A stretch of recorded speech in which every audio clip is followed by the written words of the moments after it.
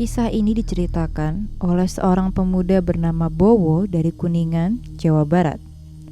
Sebenarnya kisah ini bisa dikatakan cukup membuatnya bingung.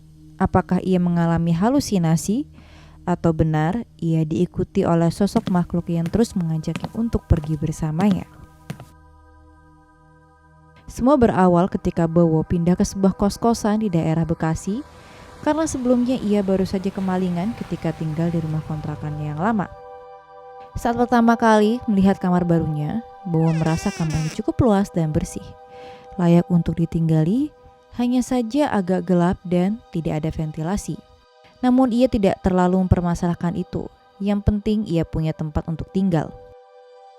Sudah beberapa hari berlalu, Bowo menjalani aktivitasnya seperti biasa, hingga suatu malam, Bowo mengalami sesuatu yang aneh. Entah kenapa saat itu ia tidak bisa tidur. Ia merasa resah. Tiba-tiba ia membuka matanya. Bowo pun terkejut. Ketika ia membuka mata, Bowo melihat wajah seorang pria yang tertunduk sambil berdiri di depannya. Pria itu berkata, "Hai Bowo, gimana kabar lo?" Namun anehnya Bowo tidak merasa takut. Ia merasa mengenal pria itu. Dalam hati Bowo berkata, "Ferdi, bukannya lo sudah meninggal?" Dan setelah itu pria tadi tersenyum. Mereka pun mulai berbincang layaknya teman lama. Kejadian ini memang aneh, sungguh aneh. Tapi apakah sosok Ferdi itu nyata atau mimpi? Tapi Ferdi terus mengajak Bowo ngobrol layaknya teman biasa. Sosok Ferdi itu selalu menemani Bowo ketika Bowo pulang dari tempat kerjanya.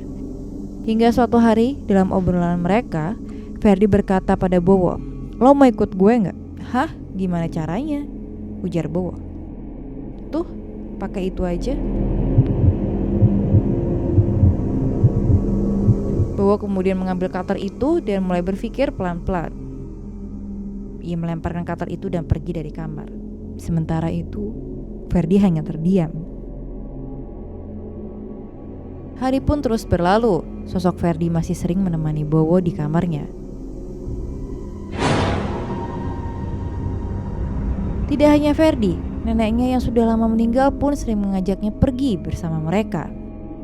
Pernah suatu hari ketika mereka berbincang, nenek Bowo mengajak Bowo untuk ikut bersamanya. Bowo bertanya, "Bagaimana, Nek?" Neneknya tersenyum sambil menjawab,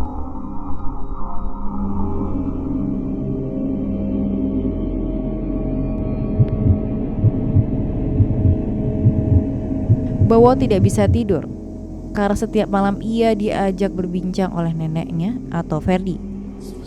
Dia pun juga tidak bisa menghiraukan mereka. Paginya Bowo sudah di stasiun kereta. Di sampingnya ada Ferdi yang berdiri menemaninya. Mata Bowo kosong. Di sampingnya Ferdi terus berbicara kepadanya lalu menunjuk ke arah rel. Tanpa sadar ia berjalan menuju rel.